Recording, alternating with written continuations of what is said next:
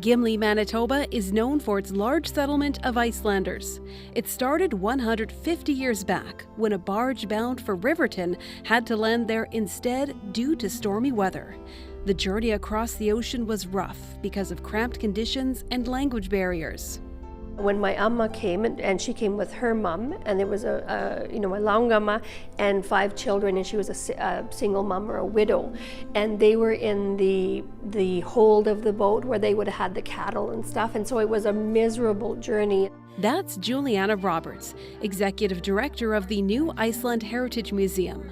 In honor of the 150th, the museum has put on a year-long exhibit to celebrate memories of those who attended the Icelandic celebration, Islendingadagurinn, back in 1975. Most of the photos and other items on display came from personal collections. Plane loads of relatives and friends and family came to see New Iceland and to see where their relatives ended up. This is the cool ammas. You see, they're all wearing Icelandic costumes and they have sunglasses on. Sometimes the weather here in Canada is very hot for the Icelandic visitors. People came from far and wide. And it still is to me at 56 years old. It's the one day of the year where that's the only place I see some people. And this is me.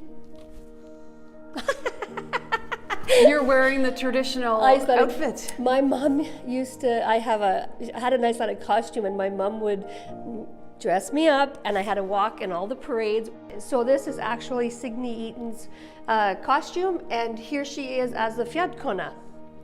The fjallkona is the head, made of the mountain, head lady at the Icelandic festival. The white dress and then the green cape signifies the mountains.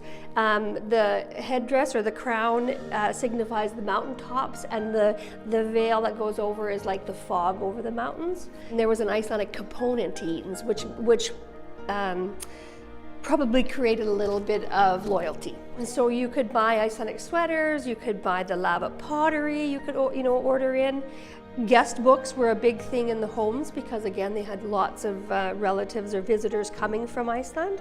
So that list right there is actually from Don and Hetty Björnsson's home of the visitors that they got that summer in 1975.